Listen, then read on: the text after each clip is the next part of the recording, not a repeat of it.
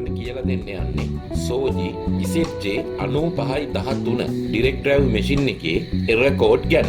Subscribe කරන්න අමතක වෙච්ච කට්ටිය සබ්ස්ක්‍රයිබ් කරලා බෙල් අයිකන් එකත් ක්ලික් කරලා එන්න. එරර් කෝඩ් ගැන කතා කරන්න කලින් මම ඉස්සෙල්ලාම ඔයගලන්ට කියලා දීලා ඉන්නම් මැෂින් එක රීසෙට් කරන්නේ කොහොමද කියලා. මැෂින් එක ෆැක්ටරි රීසෙට් කරන විදිය.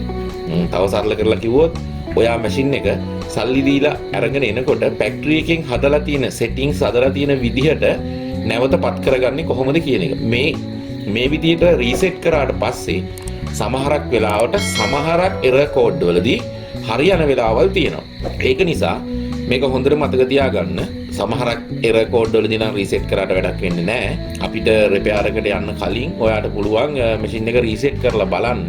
එතකොට රීසෙට් කරාට පස්සේ ඔයාට අර කලින් ඔයා හදාගෙන තිබිච්ච ස්පීඩ් එක වෙනස් වෙනවා. ඒ අරුණහම වෙන කිසිම ගැටලුවක් වෙන්නේ නැහැ. මැෂින් එක රීසෙට් කරන්නේ මෙහෙමයි. ඔයාට පේනවනේ ඔයාගේ ඩිස්ප්ලේ එකේ අර ඉලක්කම් වැටෙන තැන උඩහටයි පල්ලෙහාටයි ඊතල දෙකක් තියෙනවා. දැන් අපි මැෂින් එකේ පවර් ඕෆ් කරනවා. පවර් ඕෆ් කරලා ඊතල දෙක එකවර ඔබාගෙන මැෂින් එක ඔන් කරනවා. මැෂින් එක ඔන් කරලා මැෂින් එකේ ලයිට් එක පත්තු වෙච්ච ගමන් ඊතල දෙකෙන් ඇඟිලි දෙක එළියට ගන්නවා. එතකොට ඔයා බොක්ස් එක කඩලා මැෂින් එක එළියට ගන්නකොට තිබුණ විදිහටම මැෂින් එකේ සෙටින්ග්ස් ඇදිලා තියෙනවා. සමහරක් අවස්ථාවල මැෂින් එකේ එරර් එකක් ඇවිල්ලා මහන්න බැරුව තියෙනකොට මේ විදිහට රීසෙට් කරාම හරියනවා. ඉතින් දැන් එකින් එකට මම එරර් කෝඩ් වලට යන්නම්. එතකොට සමහරක් අවස්ථාවලදී මම ඕගලන්ට කියනවා මේ විදිහට කරන්න. මේ විදිහට කරලා බැරුව ගියොත් රීසෙට් කරලා බලන්න. සහ මෙතනදී මම මේ වීඩියෝ එක කරන්නේ මැෂින් පාවිච්චි කරන අයට. එතකොට ඒගොල්ලන්ට තමන්ගේ මැෂින් එකේ ප්‍රශ්නයක් ආපුවාම හදාගන්න පුළුවන් සීමාවක් තියෙනවානේ. අන්න ඒ සීමාව ඇතුලේ තමයි මම මේ කෝඩ් එකට කරන්න ඕනේ මොකක්ද කියන එක කියන්නේ. එතකොට ඒකෙදි සමහරක් වෙලාවට ඔයගොල්ලන්ට කරන්න දේවල් තියෙනවා. ඒව කරලා බලනවා. ඒව කරලා බලලා හරියන්නේ නැත්නම් ඔයා ටෙක්නීෂියන් කෙනෙකුට කතා කරන්න ඕනේ. ඉලෙක්ට්‍රොනික කියන්නේ සර්කිට් බෝඩ් සම්බන්ධව DC මෝටර් සම්බන්ධව දැනුමක් තියෙන ටෙක්නීෂියන් කෙනෙකුට කතා කරලා කරගන්න එක තමයි හොඳ.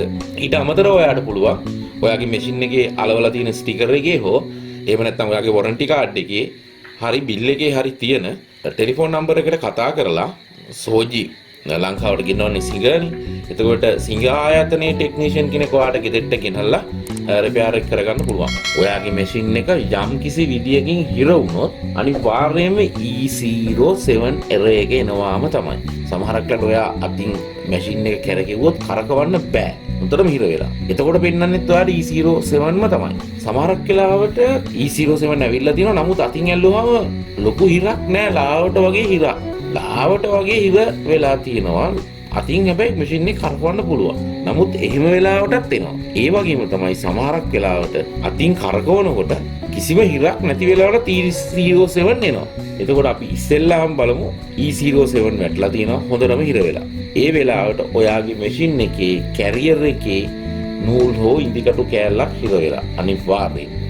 එහෙම නැත්නම් ඔයාගේ මැෂින් එකේ හෑන්ඩ් වීල් එක අතින් කරකවන්න තියෙන කොටස ඒක අස්සට නූලක් පැටලුනොත් ඇතුළට ඇදිලා යනවා හිර වෙනවා. ඒ වගේම සමහරක් වෙලාවට පාවිච්චි කරන්න නැතුව පැත්තක තිබ්බාම නිදිකටු කෑලි නූල් කෑලි මොකුත්ම නැතුවත් නිකම්ම මැෂින් එක වැඩ කරන්නේ නැතුව පැත්තකට දාලා අවුරුද්දක් ඉඳලා ගත්තාම හිර වෙනවා. ඒ වෙලාවටත් E07 එනවා. ඊට අමතරව කන්ට්‍රෝල් සර්කිට් එකේ ප්‍රශ්නයක් නිසා හරි ගොඩක් ලාට කැපැසිටර් ගියාම මැෂින් එක කැරකෙන්නේ නැහැ. ලොකු ගැටලුවක් නෙමෙයි ඒක. අර කැපැසිටර් කාලයක් යන සවුත් වෙනවා. එතකොට ඒක මාරු කරාම හරි ඒක ඔයාට ටෙක්නීෂියන් කෙනෙකුට කතා කරලා කරගන්න පුළුවන්. ගොඩක් වෙලාවට මොන හරි බාහිර දෙයක් හින්දා තමයි ඔයාගේ මැෂින් එක හිර වෙලා තියෙන්නේ. ඒ හිර වෙලා තියෙන නූල් කෑල්ල හෝ ඉදිකටු කෑල්ල අයින් කරාම හිර වෙලා තියෙනකොට අයින් කරාම වැඩේ හරියනවා. එහෙම නැත්නම් ඔයාගේ හෑන්ඩ් වීල් එක පැත්තේ නූල් හිර වෙලා නම් එතකොට ඒකත් අයින් කරගත්තාම ඔයාට ප්‍රශ්නේ නිවැරදි වෙනවා. බෙදෙන් අර කවර් එක දිනින්න හෑන්ඩ් වීල් එක පැත්තට හිර වෙනවා හරිම අඩුයි. සමහරක් වෙලාවට එහෙම වෙන වෙලාවල් තියෙනවා. හිර වුණාම එතකොටත් එනවා. ඒ වගේ වෙලාවට නම් මැෂින් එකේ හිර අරගන්නවා. ඒකට WD-40 වගේ කෙමිකල් එකක් පාවිච්චි කරලා මැෂින් එකට ගහලා ලොක් කණුවක් වගේ එකක් පාවිච්චි කරලා මැෂින් එකේ හිර අපිට කෑල්ලෙන් කෑල්ල පොඩ්ඩක් හොල්ලලා එන බුරුල් කරන උලන්තෙන් එන බුරුල් කරලා හදා ගන්න පුළුවන්. ඒ ගැන මම වීඩියෝස් දාලා තියෙනවා ගොඩාක්. ඔයාට මොඩල් එක සහ බ්‍රෑන්ඩ් එකට අදාළව සර්ච් කරාම ප්ලේලිස්ට් තියෙනවා channel එකේ ඒ playlist එක ඇතුළට ගියාම ඔයාගේ ගැටලුවට අදාළව දාලා තියෙන වීඩියෝ බලලා ඒක හදා ගන්න පුළුවන්. ඒ හදන්න ගැලවුවාම ඊට පස්සේ ඒක ගලවපු තැන් ආයේ හරියට සෙට් කරලා ටයිමින් තියන්නේ කොහොමද? ඒ ඔක්කොම මම වීඩියෝස් දාලා තියෙනවා. ඒව බලන්න. ඒව බැලුවාම ඔයාට ඒ ගැටලුව විසඳ ගන්න පුළුවන්. දැන් අර මම කිව්වනේ මෝටර්ස් වල මෝටරේ තියෙන කැපැසිටර් ඒ කියන්නේ අපි ඔය කැප් කියලා කියන කැපැසිටර් කියන්නේ ඒ වගේ ගැටලුවක්. ඒ කියන්නේ ඒවා charge වෙන්නේ නැහැ. එහෙම ප්‍රශ්නයක් තියෙන වෙලාවට E07 error එක ආපුවාම ඒක අඳුරගන්නත් ක්‍රමයක් තියෙනවා. ඔයාට මැෂින් එක ඔන් කරපුවාම E07 ඇවිල්ලා තියෙනවා. පැඩල් එක පෑගුවාට මැෂින් එක වැඩ කරන්නේ නැහැ. හැබැයි ඔයා දැන් E07 වැටලා තියෙනවා මැෂින් එකේ කිසිම හිරකුත් නැහැ. ඒ කියන්නේ මොකද හිර වෙලා නැහැ. ඔයා පැඩල් එක පාගගෙන මැෂින් එක අතින් කරකවපුවාම සමහරක් වෙලාවට විතරයි හැබැයි මේක වෙන්නේ. මැෂින් එක දුහන්න පටන් ගන්නවා. ඒ කියන්නේ මැෂින් එක රන් වෙනවා හොඳට සාමාන්‍යයෙන් වැඩ කරන වේගෙම වැඩ කරන වෙලාවල් තියෙනවා. ඒතකොට ඔයාලා අඳුර ගන්න පුළුවන්. ඒක ඔයාට කරන්න පුළුවන් දෙයක් නෙමෙයි. අනිවාර්යෙන් ටෙක්නිෂියන්ට කතා කරන්න වෙනවා. E01 E.1 සමහරක් වෙලාවට ඔයාට මේ විදිහේ error එකක් එන්න පුළුවන්. මැෂින් එක වැඩ කරන්නේ නැහැ. එහෙම වෙන්න හේතු දෙකක් තියෙනවා. පළවෙනි හේතුව තමයි ඔයාගේ ගෙදරට එන සප්ලයි එකේ. ඒ කියන්නේ ඔයාට විදුලි පුද්ගලික සමාගමෙන් හරි විදුලි වල මණ්ඩලෙන් හරි ලැබෙන විදුලි ධාරාවේ වැඩිවීමක් තියෙනවා. අපි දන්නවනේ දැන් අපේ රටේ පාවිච්චි කරන්නේ 230යි V. වෝල්ට් 230ට වඩා වැඩි විදුලි ධාරාවක් ගලාගෙන එනවා නම් ඔයාගේ ගෙදරට අන්න ඒ වෙලාවට ඔයාගේ මැෂින් එක මේ විදිහට E01 පෙන්වන්න පුළුවන්. හැබැයි ඒක වෙන්නේ බොහෝමත්ම කලාතුරකින්. එතකොට ඔයාට මේ විදිහට වුණාම චෙක් කරලා බලන්න පුළුවන් ඔයාගේ ගෙදර වෝල්ටීයතාවය කොහොමද කියලා. ඒක මල්ටිමීටරයක් ආධාරයෙන් කරන්න පුළුවන්.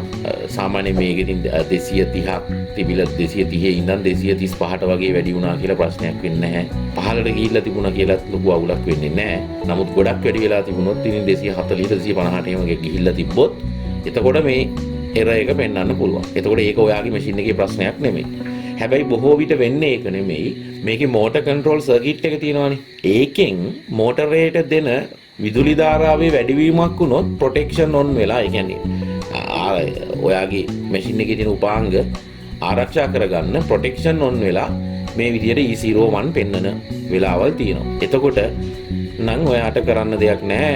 ඔයාට අනිවාර්යයෙන්ම ඔයාගේ මැෂින් එක පෙන්වන්න වෙනවා ඉලෙක්ට්‍රොනික මැෂින් ගැන දන්න ටෙක්නීෂියන් කෙනෙකුට. ඒ පෙන්නලා ඔයාගේ මැෂින් එකේ තියෙන ගැටලුව නිවැරදි කරගන්න වෙනවා. නමුත් කෝකටත් මම අර ඔයගලන්ට කලින් කිව්වා වගේ මැෂින් එක රීසෙට් කරලා බලන්න. ඔයාගේ මැෂින් එකේ E05 කියලා වැටෙනවා නම් ඔයා ඉස්සෙල්ලාම චෙක් කරන්න ඔයාගේ පැඩල් එක තියෙන ඔයා පැඩල් එක පාගනකොට පැඩල් එකේ අර යකඩ කූර හයි වෙලා තියෙන ස්විච් එක තියෙනවනේ. අන්නේ ස්විච් එකේ ප්‍රශ්නයක් තියෙනකොට තමයි මේ ගැටලුව එන්නේ. එතකොට ඔයා ඉස්සෙල්ලාම චෙක් කරලා බලන්න පැඩල් එකේ ඉඳන් එන කේබල් එක කැඩිලාද සමහර නැමිලා වෙන්න පුළුවන්. ඒ වගේ මොනවා හරි දෙයක් කියලා කැඩිලා වෙන්න පුළුවන්. තුවාල වෙලා මීයෝ කාලා ඒ වගේ මොනවා හරි දෙයක් කියලා ඒ කේබල් එක තුවාල වෙලාද. ඊට පස්සේ ඒ කේබල් එක ඇවිල්ලා ඔයාගේ මැෂින් එකට වදින තැන ගලවලා බලන්න. ඒක උඩින් අර ලොක් එකක් වගේ තියෙන ඒ කැලේ මිලිකලා ඇත්තාම ගැලිලා එන අතර ගලවලා බලන්න ඒ කේබල් එකේ සොකට් එකේ ඔක්සයිඩ් බැඳිලාද කියලා. ඊට පස්සේ ඒ කේබල් එක වදින ඔයාගේ කේබල් එකේ ජැක් එක සහ කේබල් එක වදින සොකට් එක. මේ දෙකම බලන්න. මේ දෙකේම ඔක්සයිඩ් බැඳිලාද කියලා. එහෙම සුදු පාට වෙලා වගේ නිකන් කොළ පාට වගේ වෙලා නිකන් කුඩු කුඩු වගේ තියෙනවා නම් පොඩ්ඩක් ඕඩි කොලොන් වගේ දෙයක් පොඩ්ඩක් කොටන් බඩ්ස් එකක් වගේ දෙයකට ගාලා පොඩ්ඩක් පිය දාලා ආයේ ගහලා බලන්න. සමහරක් වෙලාවට ඔයාගේ ප්‍රශ්නේ හරියන්න පුළුවන්.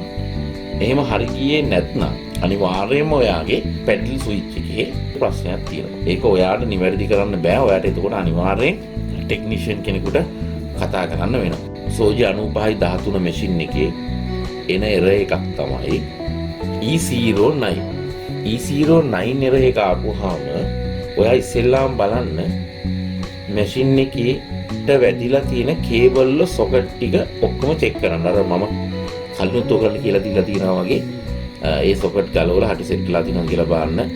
ඊට පස්සේ ඒවට පුළුවන් සොකට් එක සහ ජැක් එක වදින ගහන එක සහ වදින තැන දෙක පොඩ්ඩක් අර ඕඩි කොලොන් දාලා ක්ලීන් කරලා ගහලා බලන්න. එහෙම කරාම සමහරක් වෙලාවට හරියනවා. එහෙම හරියන්නේ නැත්නම් අර මම ඔයගලන්ට කියලා දීලා තියෙනවානේ මැෂින් එක රීසෙට් කරන්න කොහොමද කියලා. රීසෙට් කරලත් බලන්න. එහෙමත් හරි ගියේ නැත්නම් ඔයාට අනිවාර්යයෙන්ම ටෙක්නීෂියන් කෙනෙකුට කතා කරන්න වෙනවා. ඒ E09 කියන එක ගොඩක් වෙලාවට සර්කිට් බෝඩ් එකේ තියෙන සම්බන්ධතාවය, කියන්නේ පාසල තියෙන දැන් එළියෙන් අපි ජැක් එක ගහන තැන පින් සෙට් එකේ පාසල තියෙන ඊයන් වල ප්‍රශ්නයක් ඇවිල්ලා ඩිස්කනෙක්ට් වෙලා. අන්න ඒ වගේ වෙලාවට තමයි E09 කියලා එක එන්නේ ගොඩක් වෙලාවට. එතකොට ඔයාට ඒක අර මම කලින් කිව්වා වගේ ඉතින් එහෙම ඉලෙක්ට්‍රොනික වැඩකාරයෙක් ගෙදර ඉන්නවා නම් කරගන්න පුළුවන්. එහෙම නැත්නම් වැඩේ කරන්න ගිහලා ගලවගෙන වැඩේ වණ කරගන්න එපා. ටෙක්නීෂියන්ට කතා කරන්න. ඒක තමයි කරන්න තියෙන හොඳම විදිය. හැබැයි ඒක කරන්න කලින් අර සොකට් ටික හොඳට චෙක් කරන්න.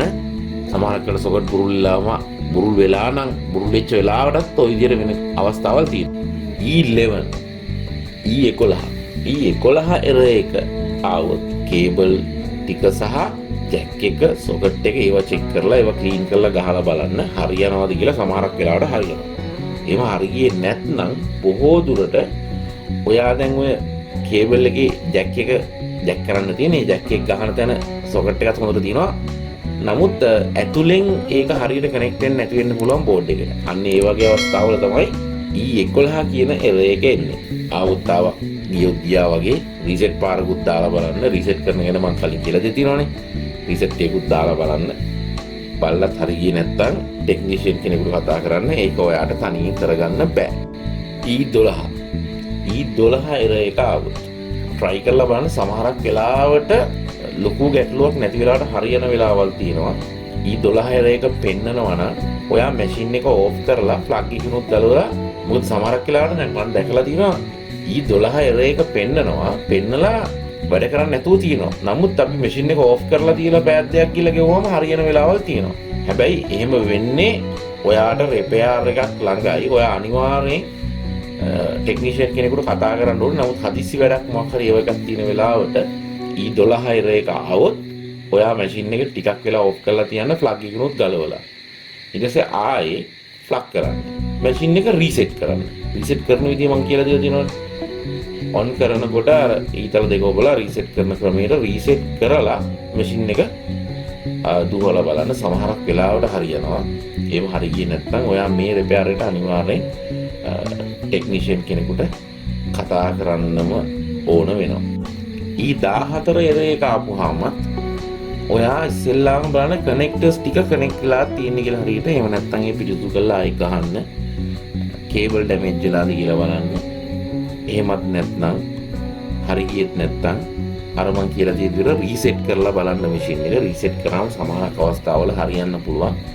හරි ගියේ නැත්නම් ඔයාට තනියෙන් කරන්න පුළුවන් දෙයක් නැහැ. ඔයාට අනිවාර්යයෙන්ම කනෙක්ටර්ස් වල වරදක් නැත්නම් ටෙක්නීෂියන්ට කතා කරන්න වෙනවා. ටෙක්නීෂියන්ට කතා කරලා වරද නිවැරදි කරගන්නම වෙනවා. E15 කියන එරර් එක එන්නේ බොහෝ විට කන්ට්‍රෝල් සර්කිට් එකේ ගැටලුවක් තියෙන වෙලාවට. වගේම සමහරක් වෙලාවට ප්‍රොටෙක්ෂන් ඔන් වුණාම එහෙම වෙනවා. ඒ කියන්නේ යම්කිසි ගැටලුවක් තියෙන වෙලාවට ප්‍රොටෙක්ෂන් ඔන් වෙලා මම දැකලා තියෙනවා එහෙම E15 පෙන්නනවා මේ මැෂින් එකේ ගැටලුවක් නැහැ, රීසෙට් කරාම හරියනවා.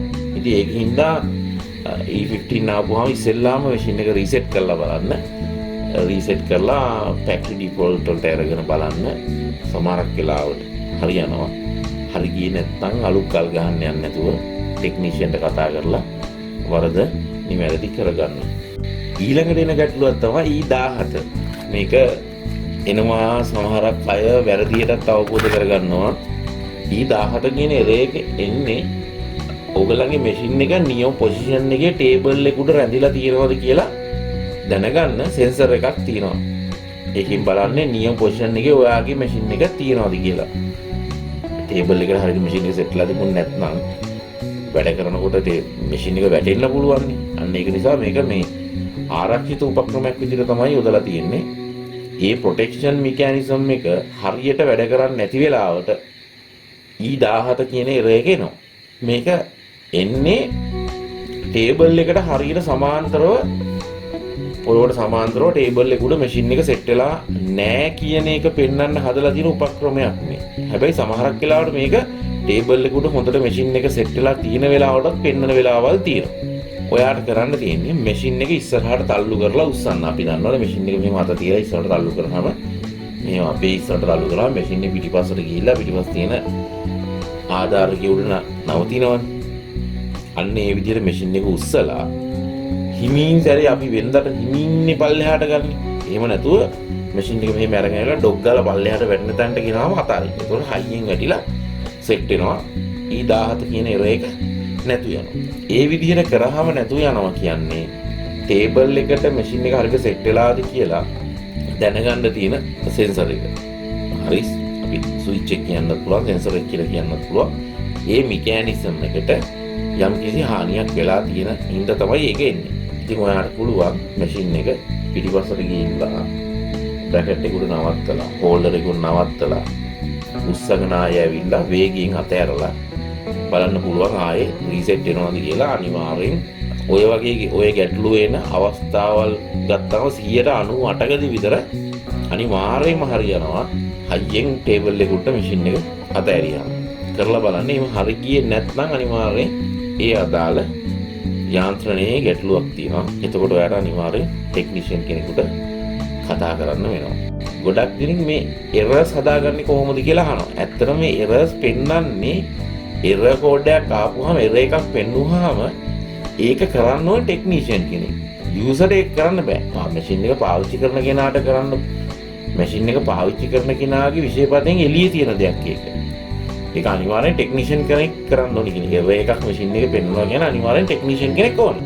ඒතර මම දැන් මේ ඔයගොල්ලන්ට කියලා දුන්න දේවල් ඇතුළේ තියෙන චුටි චුටි දේවල් ටික ටෙක්නීෂියන් කෙනෙක් නැතුව ඔයාගේ පරාසය ඇතුලේ ඔයාලට කරන්න පුළුවන් මොනවද කියන එක. ඉතින් ඒ ටික කරන්න උත්සාහ කරන්න. ඉතින් එහාට දේවල් කරන්න try කරන්න එපා. මොකද ගොඩක් වටනවා මැෂින් එක. එතකොට අපිට දැන් කාට හරි කියලා වැඩේ කරගන්න ගියාම යම් කිසි මුදලක් වැය වෙනවා තමයි. හැබැයි එහෙම කරන්න නැතුව අපි අලුත් කල් ගන්න ගිහලා වැඩේ වර කරගත්තොත් ඊට වඩා වියදමක් යනවා. ඉතින් ඒකින්ද ඒක ගැන හිතන්න. ඉතින් අමතක වෙච්ච කට්ටිය channel එක subscribe කරලා bell icon එක click කරලා ඕගොල්ලෝ මගේ වීඩියෝ බලන්න ඔයගොල්ලන්ට වැඩක් වෙන හින්දානේ. මොන හරි දෙයක් දැනගන්න පුළුවන් හින්දානේ. තවත් බොහෝ පිරිසකට දැනගන්න පුළුවන් වෙන්න වීඩියෝ share කරන්න. ඊට අමතරව ඔයගොල්ලන්ට මොන හරි ගැටලුවක් තියෙනවා නම් වීඩියෝ එක යටින් කමෙන්ට් එකක් දාගෙන යන්න. මම ඒව ගැන වීඩියෝ හදන්නම්. නැත්නම් ඔයාලට කිලිම උත්තරයක් දෙන්නම්.